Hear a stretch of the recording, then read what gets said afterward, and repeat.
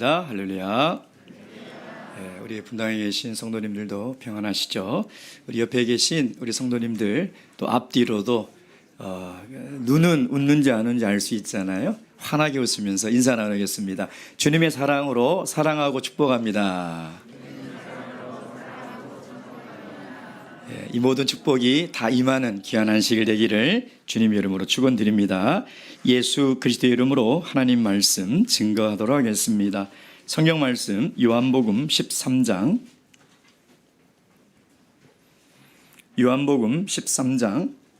1절에서 17절까지 말씀입니다. 좀 길지만 함께 교도하도록 하겠습니다. 오늘 우리에게 주신 이 계시의 말씀을 통하여 살아계신 하나님의 음성을 우리가 다 듣고 우리를 향하신 뜻을 깨달을 수 있도록 이 말씀 함께 교도하도록 하겠습니다. 제가 먼저 읽겠습니다. 6월절 전에 예수께서 자기가 세상을 떠나 아버지께로 돌아가실 때가 이른 줄 아시고 세상에 있는 자기 사람들을 사랑하시되 끝까지 사랑하시니라.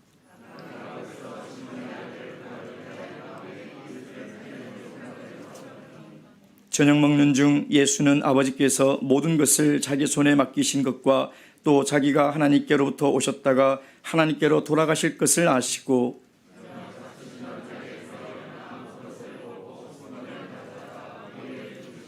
이에 대하여 물을 담아 제자들의 발을 씻기시고 그 두르신 수건으로 씻기기를 시작하여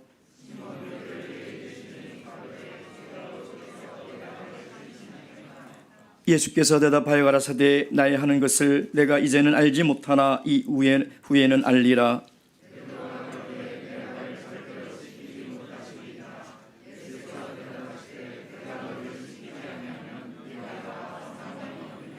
시몬 베드로가 가로되 주여 내 발뿐 아니라 손과 머리도 씻겨 주옵소서.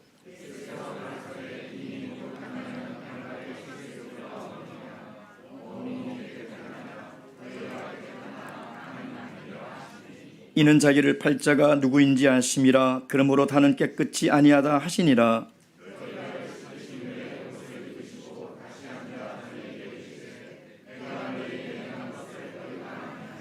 너희가 나를 선생이라 또는 주라 하니 너희 말이 옳도다. 내가 그러하다.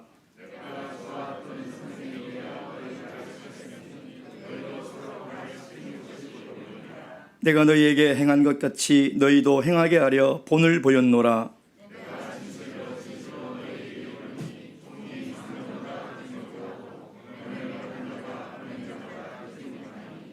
다 함께 읽도록 하겠습니다. 시작. 너희가 이것을 알고 행하면 복이 있으리라. 아멘. 금번 야유회 다들 즐거우셨죠? 야유회를 준비하는 그 과정에서 참 수고하고 헌신하고 섬기는 분들이 있었기에 저희들이 주 안에서 참 즐거운 시간을 보낸 것 같습니다.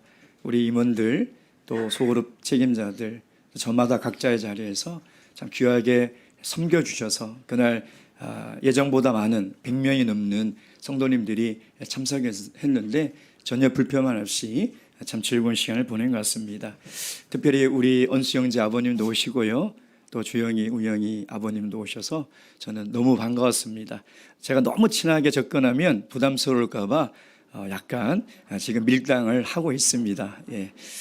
이런 기회를 통해서 정말 우리가 전도해야 될 가족들을 꼭 모시고 왔으면 좋겠다 하는 생각이 들었습니다. 또 감사한 것은 우리 지금 치료를 받고 있는 우리 윤성근 형제님이 함께 참석해서 사실 너무 좋았습니다.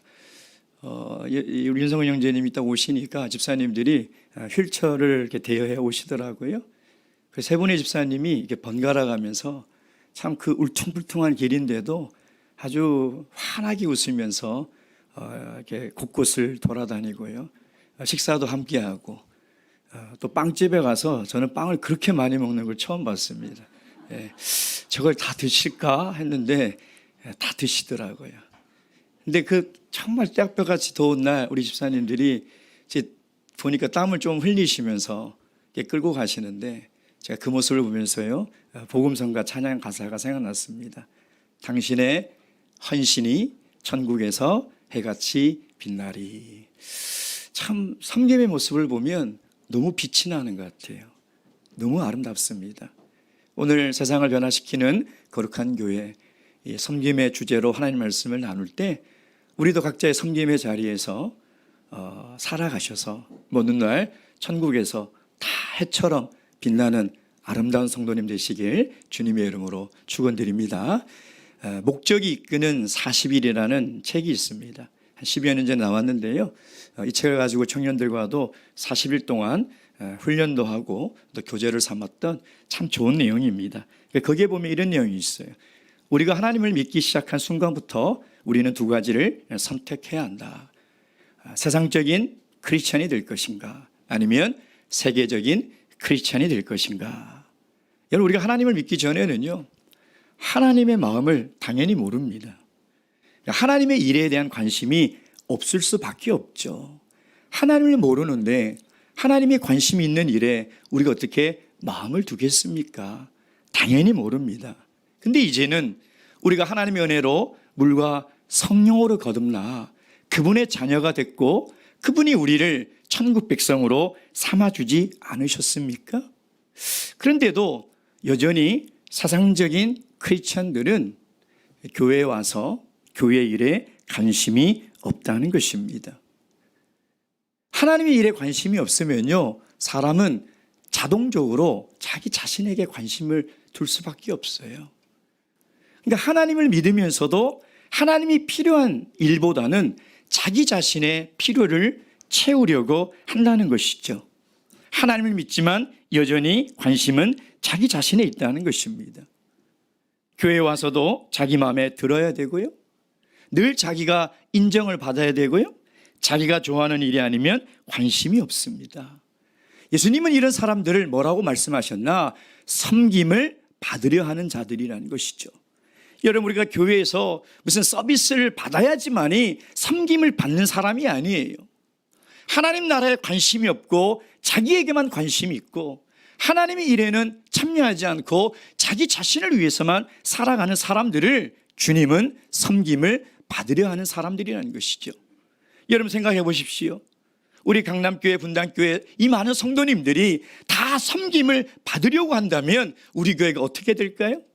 저는 한 달도 못 견딜 겁니다. 너무 피곤해서요. 그러나 우리 교회는 저마다 각자 자리에서 다 섬김의 삶을 살고 있기 때문에 이 많은 성도님들이 함께 믿음 생활을 하며 살아가고 있다는 것이죠.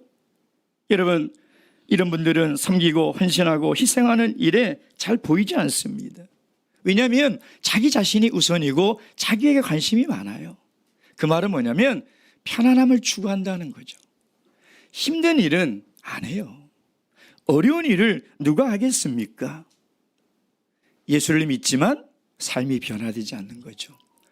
여러분, 우리가 예수를 믿으면서 반드시 변화될 것이 뭐냐면 자기 중심적인 삶에서 이제는 이타적인 삶으로 바뀌어야 돼요. 이게 예수 믿는 사람의 변화라는 것입니다. 내가 예수를 믿기 전에는 나밖에 모르고 자기 중심적이고 이기적으로 살 수밖에 없어요. 왜? 하나님을 모르니까.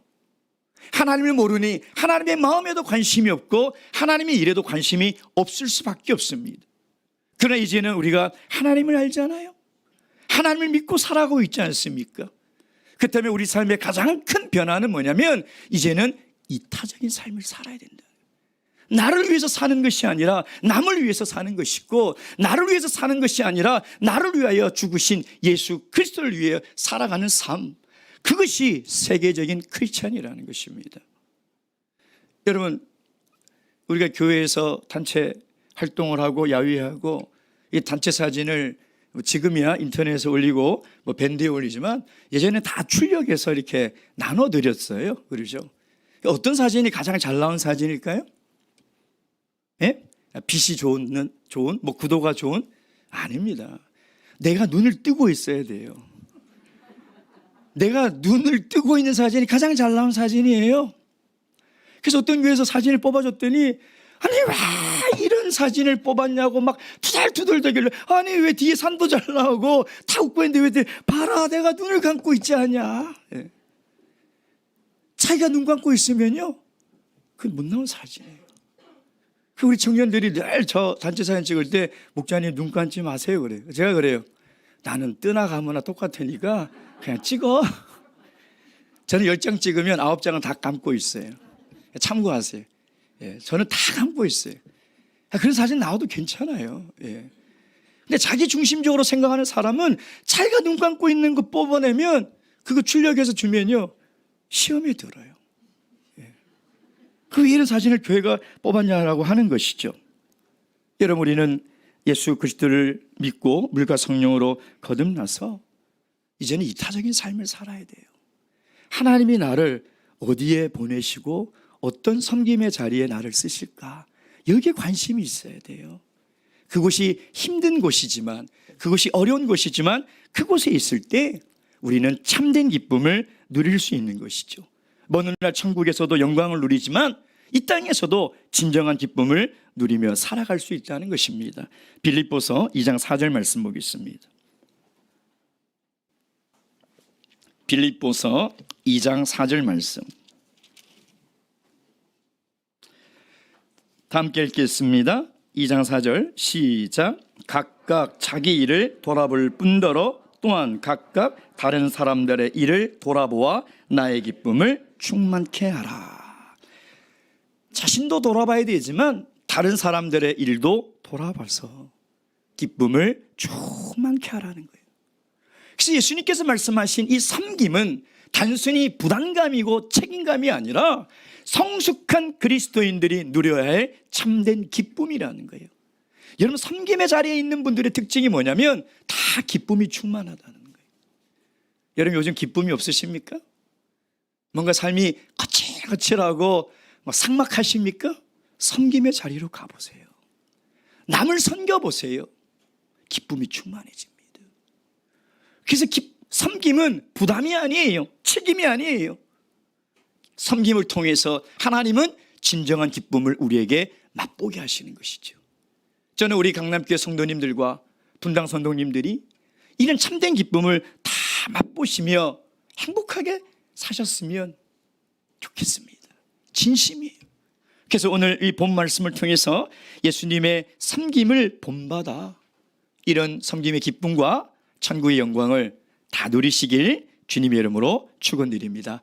오늘은 첫 번째, 어떤 마음으로 섬길 것인가, 다음 시간에는 어떤 태도로 또 어떤 목적으로 함께 이 말씀을 상고해 나갈 때 오늘은 어떤 마음으로 섬길 것인가, 예수님이 어떤 마음으로 섬겼는지를 우리가 보도록 하겠습니다. 다시 본문의 말씀 1절로 돌아가도록 하겠습니다. 요한복음 13장 1절 말씀입니다. 1절 다 함께 읽겠습니다. 시작. 6월절 전에 예수께서 자기가 세상을 떠나 아버지께로 돌아가실 때가 이른 줄 아시고 세상에 있는 자기 사람들을 사랑하시되 끝까지 사랑하시니라. 우리가 예수님의 섬김을 통해서 본받을 것은 뭐냐면 어떤 마음으로 섬겨야 되느냐? 사랑의 마음이 있어야 돼요. 여러분, 사랑하는 마음이 없으면 섬길 수가 없습니다. 왜 우리의 성직자들이, 임원들이, 교사들이 왜 섬김의 자리에 있습니까? 하나님을 사랑하고 교회를 사랑하고 아동부와 학생부를 사랑하기 때문에 섬김의 자리에 있는 거예요. 의무도 아니고 책임도 아니에요. 강요도 아니에요. 내가 진심으로 하나님을 사랑하기에, 교회를 사랑하기에, 영혼을 사랑하기에 그 자리에서 섬기고 있는 것이죠. 근데 오늘 주님은 그 사랑이 어떤 사랑이냐? 끝까지 사랑하는 마음이라는 거예요. 이게 어렵죠. 우리의 사랑은 늘 변죽이 심합니다. 때에 따라서, 대상에 따라서, 상황에 따라서 이 사랑이 막 들쭉날쭉 거리죠. 근데 주님의 사랑은 어떤 사랑이냐면 끝까지 사랑하셨다는 거예요. 여러분, 우리가 섬김의 자리에 있을 때 이런 사랑이 있어야 돼요. 변함이 없는, 끝까지 사랑하는 이런 사랑. 자, 그렇다면 오늘 이 끝까지 사랑하는 이 사랑으로 섬기는 예수님의 그 본이 되는 섬김을 세 가지를 함께 살펴보도록 하겠습니다. 첫 번째는 때를 가리지 않는 섬김이라는 것이죠. 이 끝까지 사랑하는 이 마음으로 때를 가리지 않는답니다. 1절 보면 6월절 전이라고 이야기를 하고 있습니다. 6월절 전은 지금 어떤 시간입니까? 예수님이 십자가를 지시기 전, 다시 얘기하면 죽기 전입니다. 예수님이 그 고통의 십자가를 지시기 전이에요. 여러분 생각해 보십시오. 그 마음이 얼마나 괴롭고 힘들겠습니까? 그 마음이 얼마나 아프겠습니까? 여러분 아무리 내가 누구를 섬기고 싶어도요, 내 마음이 너무 힘들고 고통스러우면 남을 돌아볼 여유가 없는 겁니다. 그렇지 않나요? 내 코가 석자인데 누구를 섬길 것이며 내 형편이 이런데 누구의 형편을 돌아보겠냐 이 말이에요. 그러니 6월절 전이라는 것은 너무나 긴장되는 시간이요, 너무나 고통스러운 시간이죠. 잠을 자기도 힘겨운 시간이에요. 사형수들에게는 사형 집행 공지를 전달하지 않습니다. 왜 그럴까요? 왜 그럴까요? 여러분 생각해 보세요. 당신 내일 사형 집행이요? 그러면 그 사람이 그날 잠을 잘 수 있을까요? 아마 없을 것 같아요. 아마 미쳐버릴 것 같아요. 두려워서 자살하지 않거나, 두려워서 벽에 머리를 찍지 않거나, 두려워서 한잠 못 잘 거예요. 내가 내일 죽는데 무슨 생각이 들겠습니까? 내가 내일이면 십자가를 지고 그 고통을 다 감수해야 되는데 얼마나 그 마음이 힘들겠냐 이 말이에요. 근데 왜 예수님은 하필 제자들의 발을 씻기시려면, 아니 다른 날도 있었잖아요. 3년 동안 그들과 함께 동고동 나가면서 여유가 있는 시간이 있었잖아요. 근데 왜 하필이면 6월절 전 가장 예수님이 힘들고 가장 예수님이 고통스러울 그때를 택하셔서 제자들의 발을 씻기셨냐 이 말이에요. 그래서 1절에 나와 있죠. 자기 사람들을 사랑하시되 끝까지 사랑하셨다. 여러분 예수님이 한가할 때 제자들의 발을 씻기신 것이 아니에요. 너무나 평온할 때 그들의 발을 씻기신 것이 아니라 가장 힘들고 가장 고통스럽고 가장 어려울 때 제자들의 발을 씻기심으로 말미암아 끝까지 사랑하는 사랑이 무엇인지를 우리에게 보여주고 있는 거예요. 너희들도 앞으로 섬김의 자리에서 살아갈 때 이런 사랑으로 섬기라는 것입니다. 나의 형편, 나의 상황을 따지지 말고, 내가 어려운 상황을 고려하지 말고 끝까지 사랑하는 그 사랑으로 섬기라는 거예요. 여러분 그러니 얼마나 감사해요. 우리 주님은 우리를 사랑하실 때 끝까지 사랑하세요. 그 말은 뭐냐면 무조건적으로 사랑한다는 거예요. 우리가 착각하는 것 중에 하나가 뭐냐면 내가 신앙생활을 잘하고 기도를 잘 드리고 예배를 잘 드리니까 주님이 나를 사랑한다고 생각해요. 슬픈 일입니다. 그렇지 않아요. 내가 연약하여 쓰러질 때도요, 내가 실수하고 하나님 보시기에 부끄러운 모습으로 살아갈 때도 우리 주님은 여전히 우리를 사랑하세요. 믿으셔야 돼요. 그 사랑을 의심하시면 안 돼요. 주님은 그것을 보여주고자 6월절 십자가를 지시기 전 제자들의 발을 씻기신 것입니다. 예수님은 우리가 부족해도 사랑하세요. 그러니까 그 사랑을 의심하지 않는 자는 절대 하나님을 떠날 수가 없어요. 어떻게 떠납니까? 내가 죄인 되었을 때도 주님이 나를 사랑하셨건만, 내가 연약하고 넘어지고 쓰러진다고 주님이 우리를 향한 사랑을 거두시겠냐 이 말이에요. 그러니 그 사랑을 의심하지 마세요. 내가 어떤 모습으로 살아가더라도 주님은 나를 사랑하세요. 끝까지 사랑하세요. 왜요? 이유가 없어요. 저는 주님의 사랑을 보면 이유가 없어요.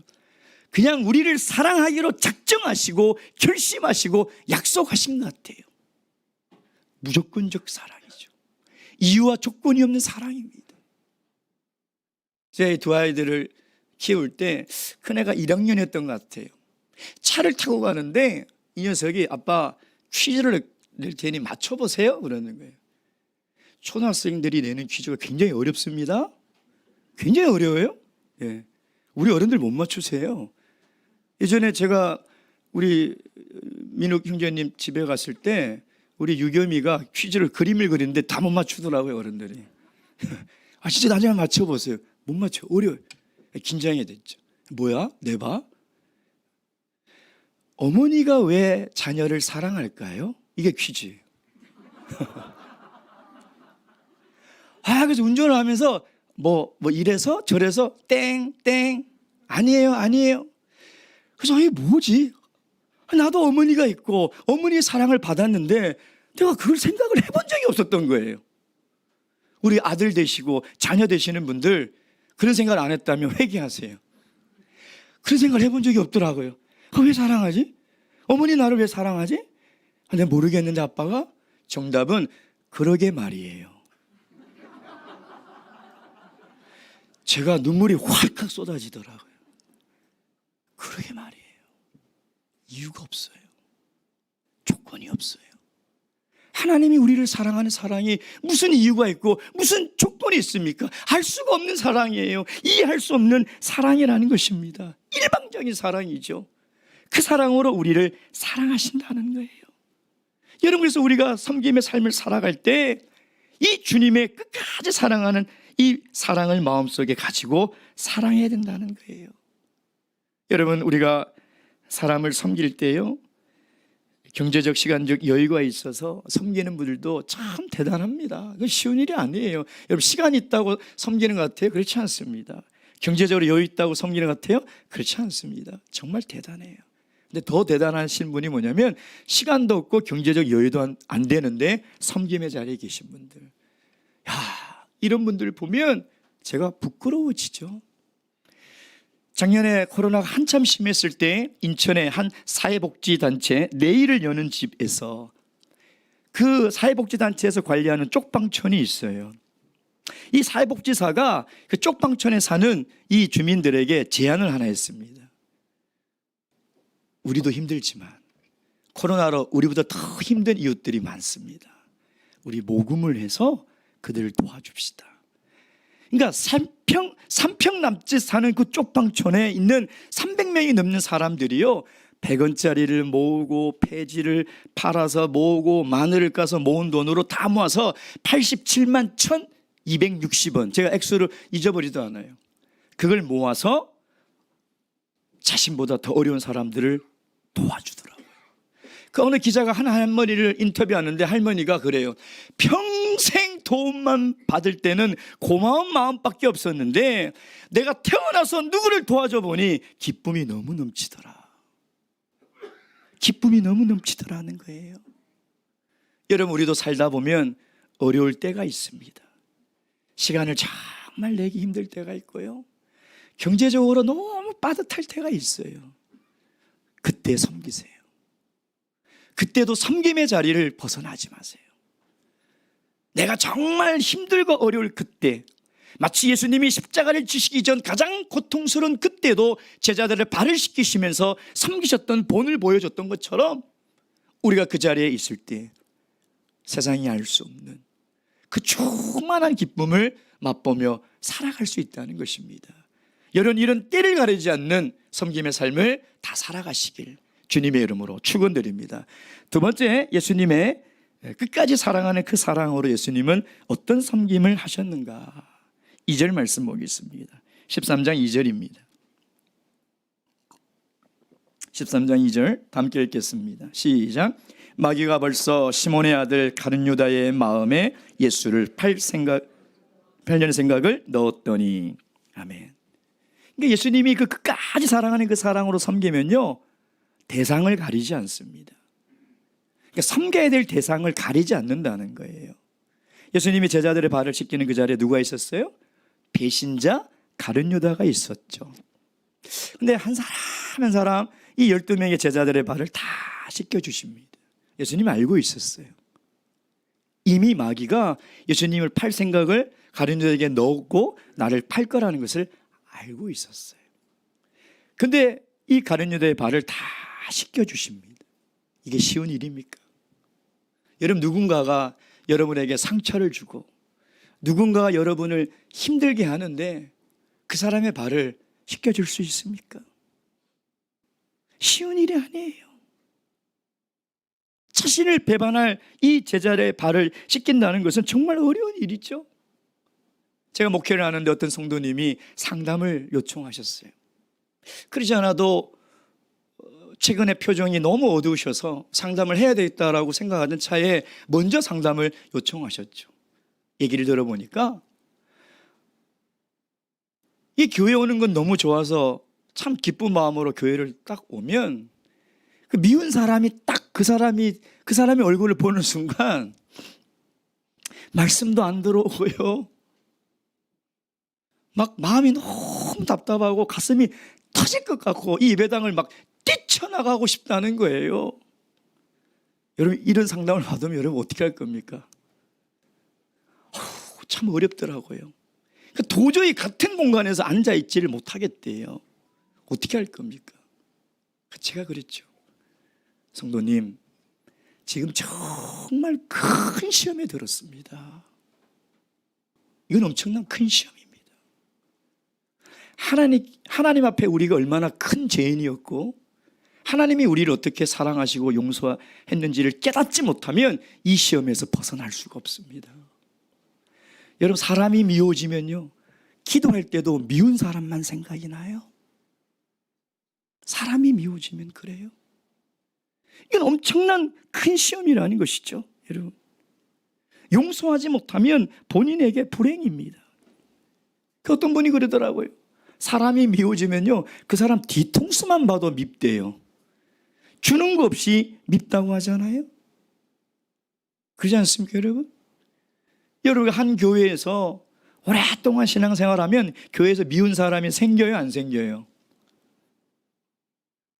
대답이 없는 거 보니까 생기시네요. 아니, 한 집에서 같은 집에 살아도 미운 사람이 생기는데 어떻게 한 공동체에 살면서 미운 사람이 안 생길 수 있어요? 생기죠. 그렇지 않습니까? 안 생기면 진짜 감사한 거고요. 안 생겨야 되는데 어쩔 수 없이 생기는 거예요. 그거 어떻게 할 거예요? 미운 사람이 생기는데 용서해야 돼요.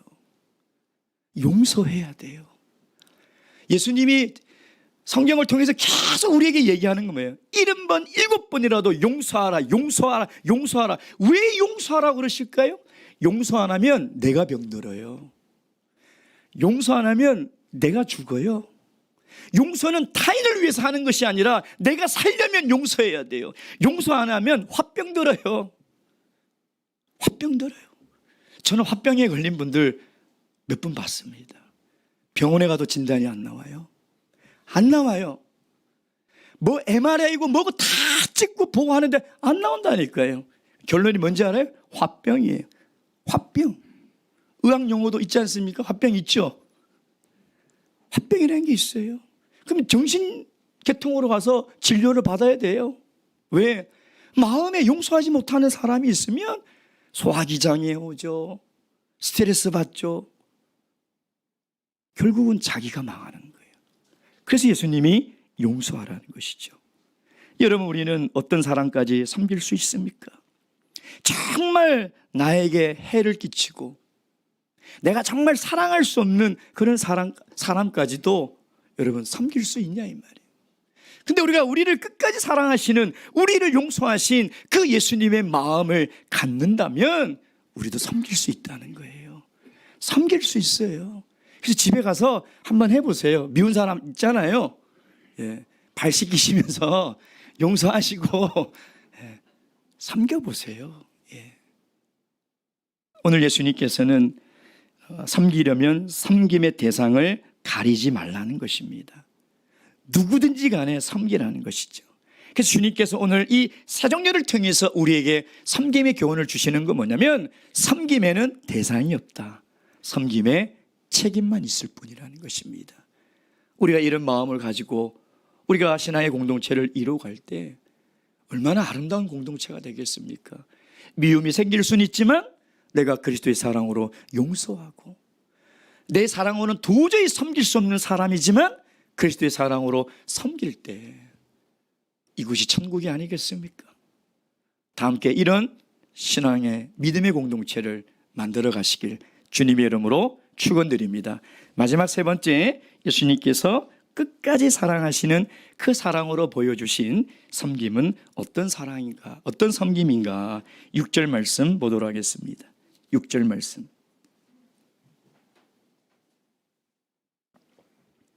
다 함께 읽겠습니다. 시작. 시몬 베드로에게 이르시니 가로되 주여 주께서 내 발을 씻기시나이까. 아멘. 예수님의 끝까지 사랑하는 마음을 가지고 섬기면요, 세상의 섬김의 방식과 다른 방식으로 섬기게 된다는 거예요. 그러니까 세상의 가치와 다르다는 거죠. 베드로가 왜 거부했을까요? 지금 예수님은 섬김의 교훈을 보여주려고 하는데 베드로가 안 됩니다. 제 발을 못 씻깁니다. 왜 거부했을까요? 베드로의 마음에는요, 세상적 가치관이 있었어요. 세상에는 어떻게 섬겨요? 세상엔 누가 누구를 섬깁니까? 종이 주인을 섬깁니다. 힘이 없는 사람이 힘센 사람을 섬기는 거예요. 지위가 낮은 사람이 지위가 높은 사람을 섬기는데, 지금 예수님의 섬기는 방식은 내가 알고 있던 세상의 방식과 완전 다른 거죠. 그러니까 안 된다는 거예요. 그걸 거부하는 것이죠. 제가 이 사회에서 만나시는 분들이 있습니다. 물론 그 중에서 또 뭐 교회를 다니시는 분도 있지만 교회에 대해서 전혀 모르시는 분들도 있어요. 그래서 목사님, 오늘 어떤 날 우리 함께 모여서 좀 식사 좀 하게요. 그럼 제가 아이고 바빠서 안 됩니다. 일이 많아서 안 됩니다. 그래서 한 번을 안 가거든요. 그래서 너무 바빠서 안 됩니다. 그랬더니 한 분이 그래, 아니 목사님, 그 교회에 부하 직원들 있잖아요. 부하 직원들에게 맡기고 좀 시간 좀 내세요. 그러더라고요. 그래서 제가 무슨 부하 직원이? 그랬더니 그 뭐 장로 집사 다 부하 직원 아니에요. 그래서 교회는 그런 조직이 아닙니다. 만약에 그런 조직이 있다면 제가 제일 부하입니다. 그랬어요. 제가 제일 부하예요. 그렇죠. 제가 제일 낮은 자리에 있는 사람이죠. 그래서 저는 저를 소개할 때 강남교회를, 분당교회를 섬기고 있는 목자 홍영석 형제입니다. 저는 이렇게 소개하는 것을 제일 좋아해요. 왜? 그게 맞거든요. 목자가 가장 낮은 곳에서 섬기는 자리죠. 그러니까 세상과 다른 거예요. 세상은 그렇게 생각 안 하잖아요. 더 높은 곳에 있어서 밑에 부하 직원들이 섬겨지고 이렇게 생각을 하는데, 교회는 거꾸로 하지 않습니까? 예수님께서 지금 우리에게 그걸 보여주고 있는 거예요. 그러니까 6절의 말씀은 뭐냐면, 선생님 그럴 수 없습니다. 제가 세상에서 살고 배운 가치로는요, 절대 스승이 제자의 발을 못 씻깁니다. 이런 법이 어디 있습니까? 이건 말도 안 되는 일입니다. 거두어 주십시오. 제가 예수님의 발을 씻기겠습니다 라고 하는 것이죠. 이게 세상의 기준이고 세상의 가치입니다. 세상 사람들은 다 이런 가치를 가지고 살아가고 있죠. 근데 우리 예수님은 거꾸로 그렇지 않다는 거예요. 주님의 사랑이 있으면 내가 사회에서 더 높은 신분에 있고 더 학식이 뛰어나고 더 높은 명예를 가졌다 할지라도 하나님 나라에 들어오면 제일 낮아져야 돼요. 제일 낮은 자리에서 섬기라는 것이죠. 근데 세상의 가치는 그렇지 않아요. 다 갑이 되려고 하잖아요. 누가 을이 되려고 합니까? 다 갑이 되려고 해서 갑질을 하려고 하지 않습니까? 누군가가 나에 대한 섬김이 부족하면 우리 한국 사람들 꼭 하는 말이 있죠. 내가 누군지 알아? 내가 누군지 알아. 뭐예요? 내가 그런 섬김을 받아야 될 자리에 있는 사람이고 그런 신분에 있는 사람인데 감히 내가? 이런 모든 말이 다 함축되어 있는 거죠. 근데 교회에서 만약에 내가 누군지 알아? 이러면 큰일 나죠. 그렇지 않습니까? 특별히 저희 참예수교회는 그런 성직자가 아무도 없어요. 그렇죠? 그런 성직자가 어디 있습니까? 다 정말 낮은 자리에서 성도를 섬기고 교회를 섬기고 있지 않습니까? 만약에 세상의 가치로 보자면 우리 예수님보다 갑인 사람이 어디 있어요? 여러분, 예수님보다 높은 사람이 있어요? 예수님은 천지를 창조하신 창조주 하나님이세요. 그가 가진 권능, 그가 가진 권세, 그가 가진 힘보다 높은 사람이 이 우주 만물에 어딨냐 이 말이에요. 이 세상은 자기의 소유이며 이 모든 만물은 자기가 창조하신 분이에요. 가장 높은 곳에 계신 분이 지금 가장 낮은 자리에 와서 무릎을 꿇고 옷을 벗고 허리에 띠를 띠르고 제자들의 발을 씻기는데 우리는 뭔들 못하겠냐 이 말이에요. 우리는 어디까지 낮아지지 못하겠냐 이 말이에요. 제자들은 예수님이 이 발을 씻겼는데도 여전히 뭐 하고 있어요? 갑이 되려고 싸우고 있었죠. 내가 높냐? 네가 높냐? 그러니까 예수님이 오늘 이 교훈의 말씀을 통해서 17절 말씀 다 함께 읽겠습니다. 17절 요한복음 13장 17절 시작. 너희가 이것을 알고 행하면 복이 있으리라. 우리 예수님처럼 내가 높은 자리에 있지만 스스로 낮아져서 가장 낮은 자리에서 겸손하게 섬기고 살면 복이 있다는 거예요. 믿으십니까? 여러분, 이것을 꼭 믿으시고 우리 모두가 가장 낮은 곳에서 섬길 삶을 살아가셔서 참된 기쁨과 주님이 주신 모든 축복을 다 누리시며 살아가시는 우리 행복한 교회 공동체 성도님 되시길 주님의 이름으로 축원드립니다. 묵도하시겠습니다.